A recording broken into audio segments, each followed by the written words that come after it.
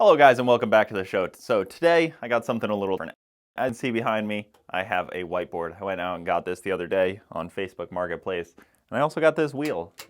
This doesn't have anything to do with this video, but I figured I'd leave it in here because it's kind of cool. But racing this year, as this video may allude, I am, I don't know, I'm a little lost, I guess, on like where I want to be racing, what events, what classes, kind of what I want to do with the car. Obviously the Camaro has no motor right now, but it should be back relatively soon.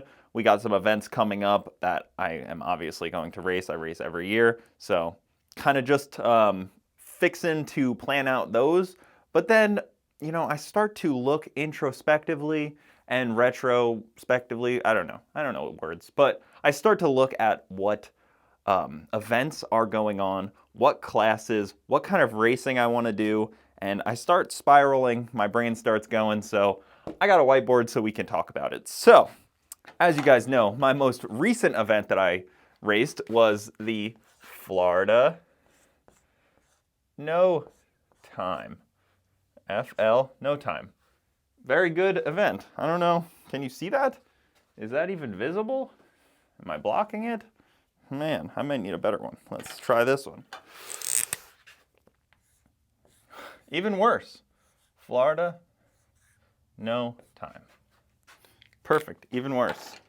I got a couple different ones. Might just cut this out a little bit. Florida No Time. Eighth mile, heads up, that's a theme, and it's a relatively good class where we are competitive. It probably goes, I don't know, like 4, in the street style probably goes like a 4, 40 to like a 5-0. So we kind of fit in pretty well in the Florida No Time, in the street style. So street style. Somehow, James Tall fits in that class, but I think eventually he'll be in the class up, maybe for Battle in the Bay coming up March 26th, something around there. So the next event, Battle in the Bay, Florida No Time in March. Florida No Time, great option. 8th mile, easy on the car. I like 8th mile. I've already won this event once, even though I didn't have the fastest car on property. My car 60 foots well. It can, 8th mile pretty hard, but then it kind of dies out a little bit out the quarter, as most of you guys can probably tell. Great event. It's heads up. You run the car all out. It's a good time. I usually run, put a little line there. I usually run a street car. I'm just kind of freehanding this, so don't, crucify me here. Let's try red, maybe. Street car. So this is quarter mile. Heads up. And it has, it's, separated into 3 different kind of tiers here. So, like that, A, B, C, and D. But the problem that I often run into, why I get so frustrated with street style, is because if you're not in A, all of these are just various index classes.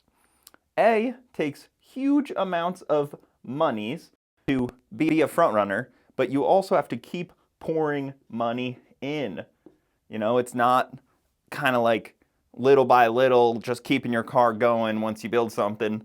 You got to keep pouring money in to stay up here, which is fine, but up here is like a 7, maybe 1, or maybe like a 690, 680-ish. Like it's pretty fast. They're trying to slow that down, but it's not going to work. The rules, you can't add too many rules to streetcar, or else you just kind of run into all these kind of problems with people complaining.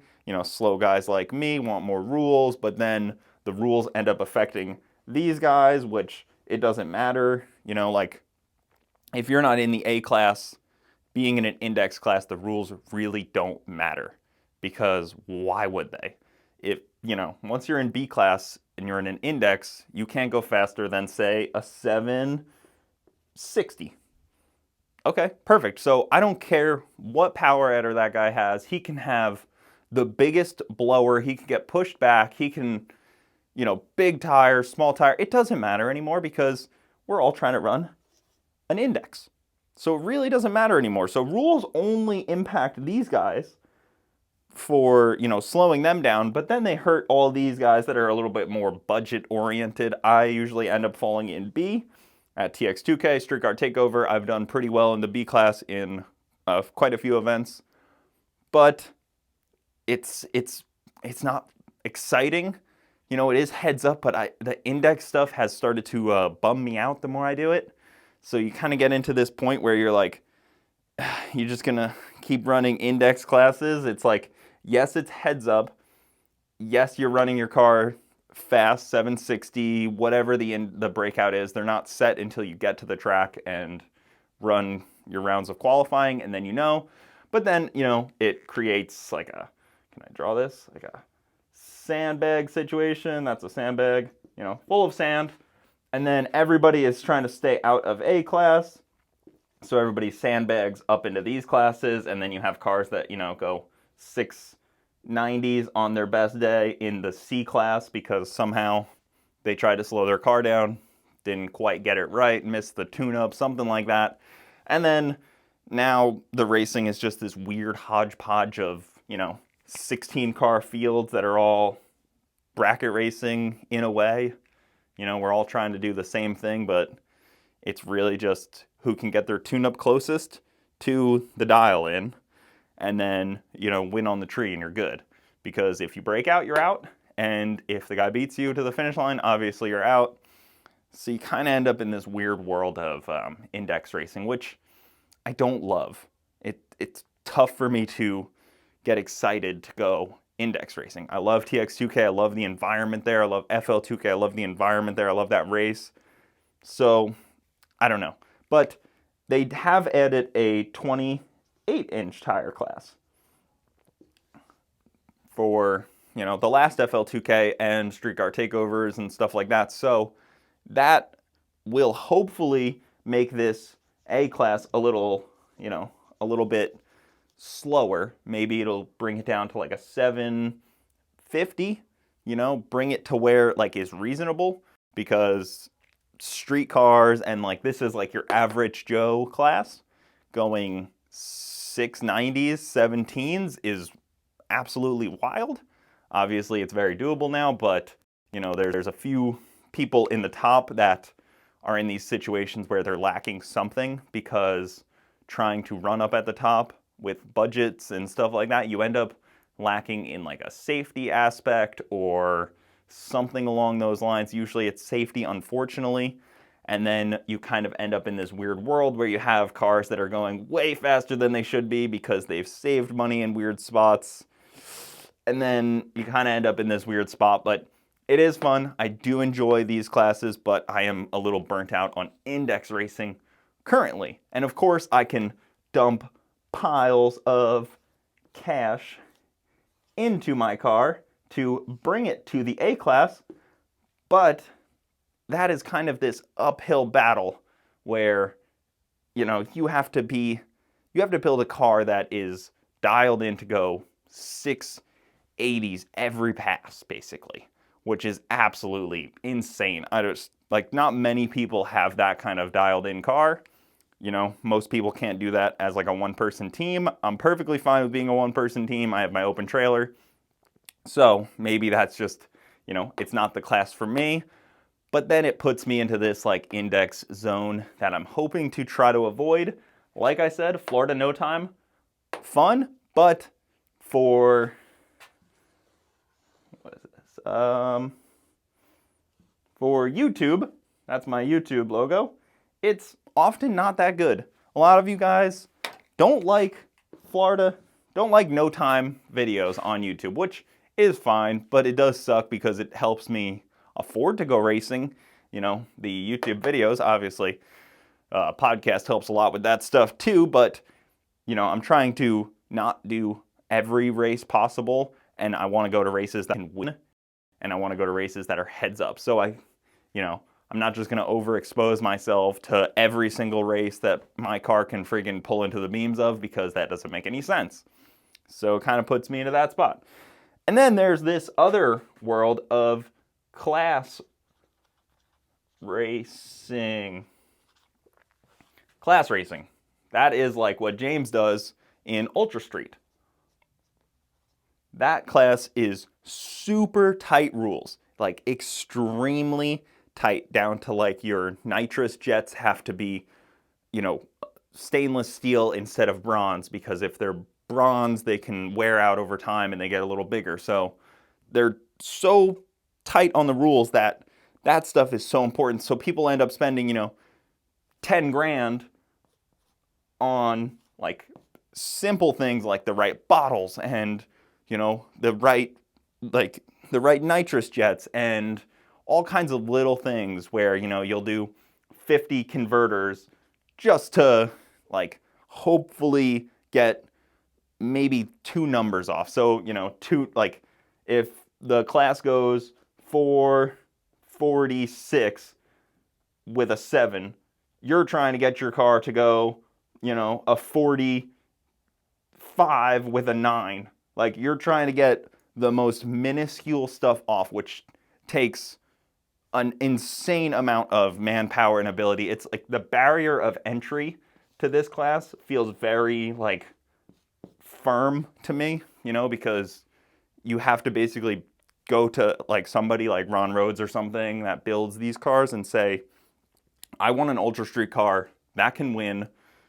Talk about what power combination, look at the rules, figure it out, and start from scratch to really get into these classes. So you end up in this like weird zone of like, you need a dedicated Ultra Street car, even though, James's car he drives, Gonzo's car, looks very similar to mine.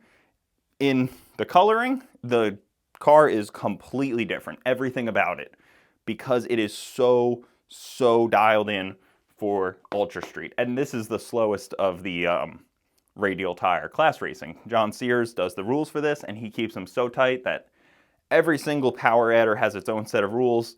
2J doesn't really fit that well in there. Like, I can take a bunch of weight off. I basically would have to change my whole car to get to the weight, and then I would have to do a smaller turbo and all kinds of things to fit into this class to run a 467, which, I could probably get my car to run a 446 right now.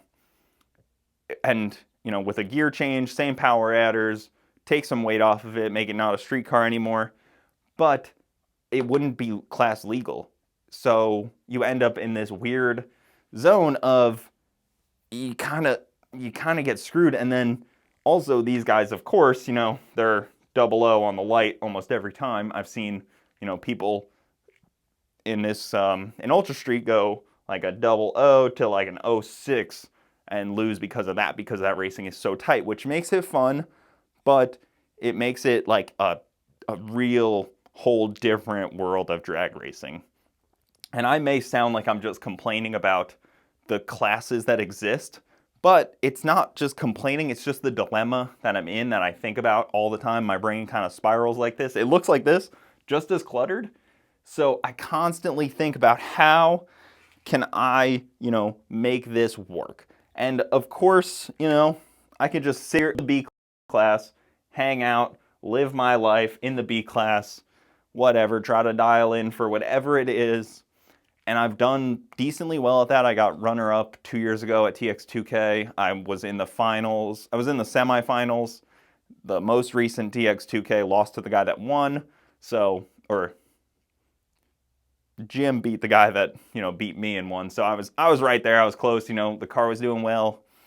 And then obviously Florida No Time, I ended up winning the most recent one, which, I had some good luck. Some other people had some bad luck, but in the end of the day, I had a car that went every round, went fast down the track. It worked well. So I wouldn't say it was luck. I seized an opportunity that was presented to me, and that's kind of how I won that one.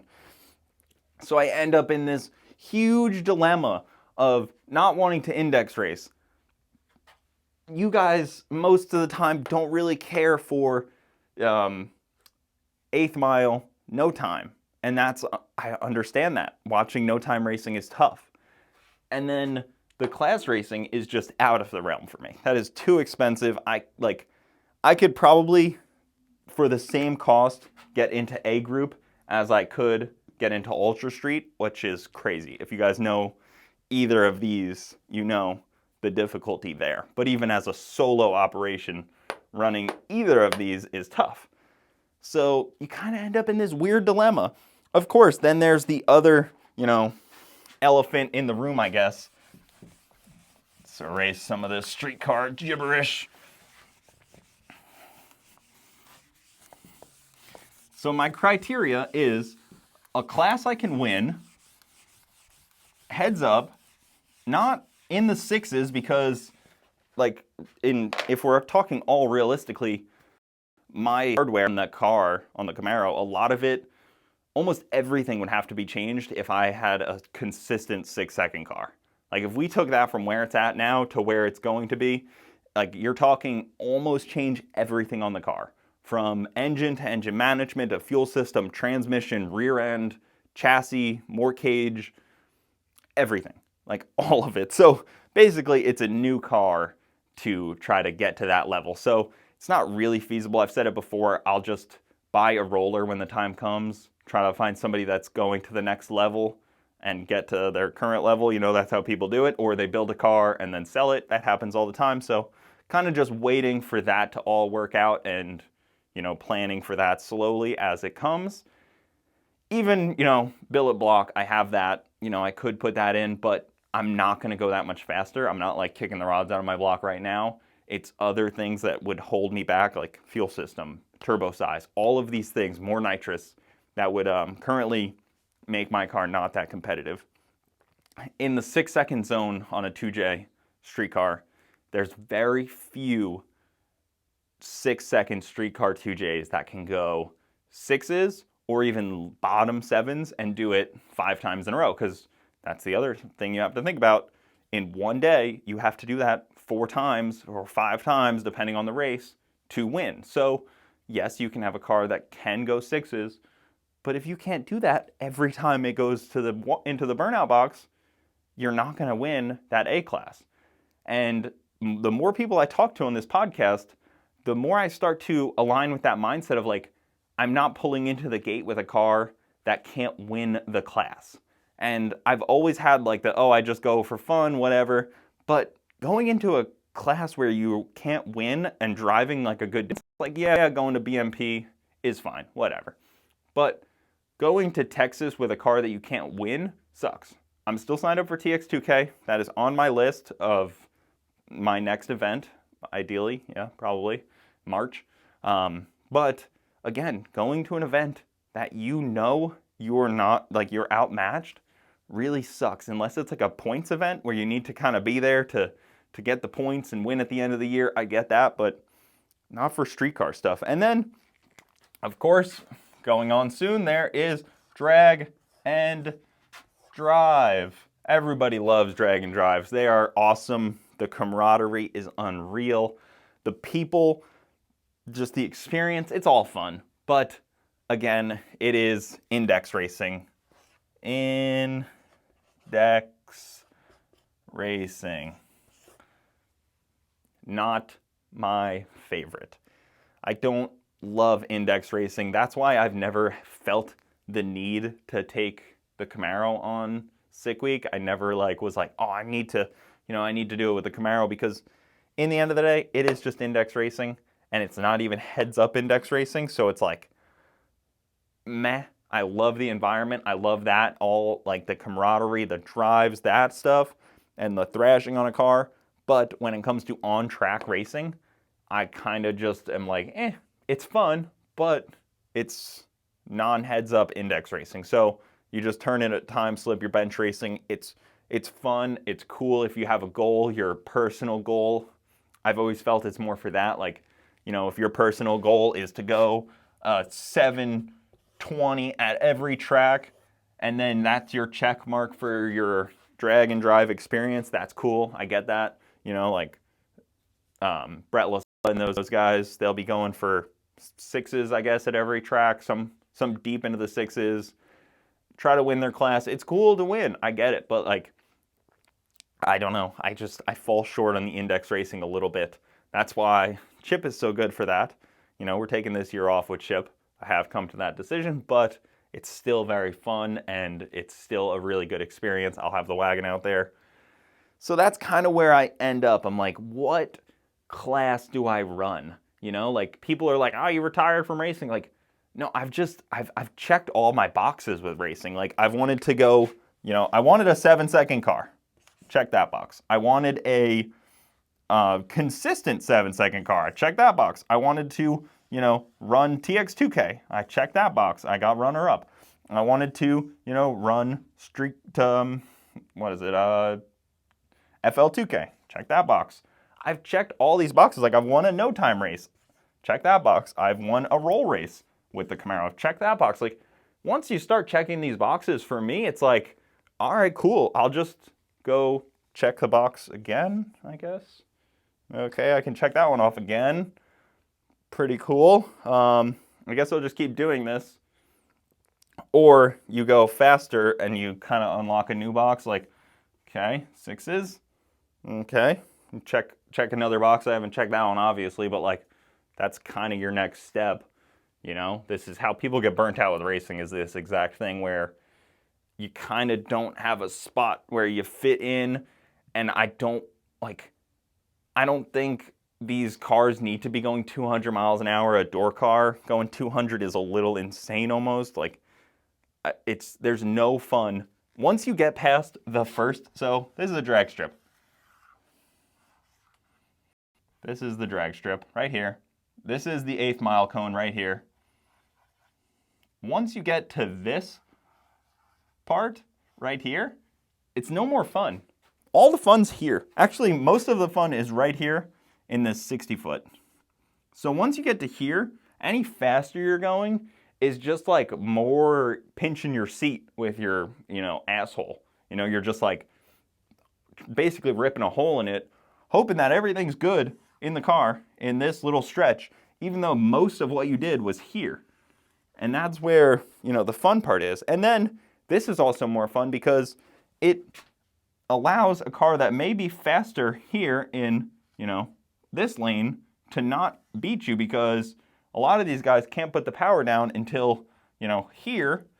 So you have, you know, if you can put your power down here, you can beat a car that's faster than you. So it's fun and it's a challenge, and, you know, once you get to here, it's more of a who has more money, because it's just more horsepower. Horsepower is really easy. It just takes a lot of money.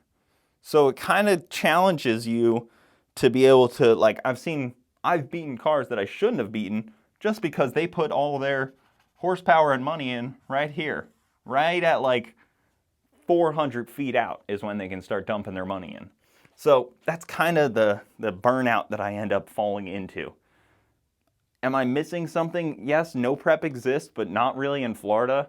Yeah, there's some back of the track stuff, but like, not really. I mean, I just don't care to go sit around on the street until 4 a.m. to hopefully grudge race a Fox body. Like, it doesn't excite me. So I'd rather just kind of find a class that I fit in. But it just keeps appearing to me that I fit best in Florida no time, because the car's pretty competitive in that. But I know some cars that are coming out that will absolutely obliterate me. But again, they'll have to work harder for it. The quarter mile stuff, you don't have to work as hard. You just have to have more power, which is more money. So I don't know. That's where it kind of falls into. I hope you guys know that this is not just me like complaining about not being able to afford to get into the higher classes, because, you know, it's all just cubic dollars. All racing is cubic dollars. That looks like the infinity sign. Cubic dollars. That's kind of where all racing falls into. And I get it. I'm not trying to say people need to spend less money, but that's where rules are fun. But even with a lot more rules in classes, you actually just still give the advantage to the people who will spend more money or more time. Of course, more time is always an answer. You know, dial in your car more, change this more, change that more. Like, 25 converter changes to get that 10th off and that other 10th off. And then once you start finding tenths and numbers here and there, you suddenly compound into this book of tune-ups that you've learned so much. And I get that too. My car has a lot more potential, but with the potential, I go from, let's explain this again. This is basically a podcast. Sorry to do this to you guys.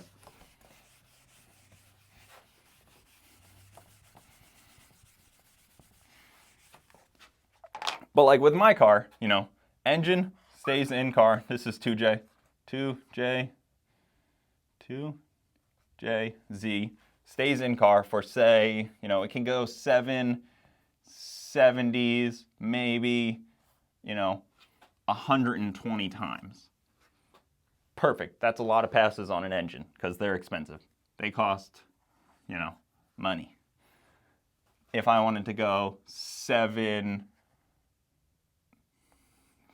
maybe like a 730, which that turbo could do with a different trans, not that crazy.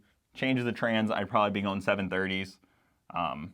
Throw some more power at it just to get it to go, out the back. I know people that have this exact same combo. I'm not just speaking out of no education here. You could probably go maybe 30 runs, maybe more. I mean, it drops pretty quickly from my personal experience. You have to be prepared to spend a lot more because everything just elevated. How many runs you get goes down so quickly. So say I wanted to now get into this 7, 10 bracket, you're going to have to be prepared to really pull some engines and really work on some stuff, get some really, really fine tune-ups, a lot more nitrous, maybe you'll get 2 events, which is like, 10, 15 passes, 10 passes, 15 passes before you pull it out to service it. So now you're talking, how many more dollar signs? Lots of dollar signs. So you end up in that boat, which I don't want to be in that boat. That doesn't sound like a fun boat at all. And I don't think anybody, even the hardest working guy you've ever seen at the drag strip where you're like, man, that guy works really hard, they don't want to be in that boat either. The only other people I see in this boat with the 2J is Eric LaFerriere and White Rice. Those guys, they pull that engine and the cylinder heads off every single run almost. That's crazy. Of course, they're going 410 in the 8th or whatever it is. They have the fastest X275 pass of all time. But again, we're talking a heavier car running quarter mile. So we're kind of changing these things. Even LS guys. Look at the LS guys that have street cars, 3,000 pounds, that try to run this 710 number. They are pulling their engines all the time. They're constantly maintaining everything. Coyote guys are in the same boat. No one's safe from this. You just hope that you get a couple more runs, maybe here at a 710 if you do it right. But that's kind of the situation you end up in. So that's it, guys. That's my brain, dump everything I constantly think about right there. Hopefully you guys can see the whiteboard. Let me know what you guys think of the whiteboard videos. I had some fun with it. I'll spin the wheel next time somebody's here. Small tire, best tire ever made. That's it though, guys. Thank you so much for watching. I know this channel's been all over the place lately, but we're gonna get back to some racing soon, putting some engine back in and all kinds of good stuff. But that'll do it, guys. Thank you so much for watching. Keep it saucy. I'll see you next time.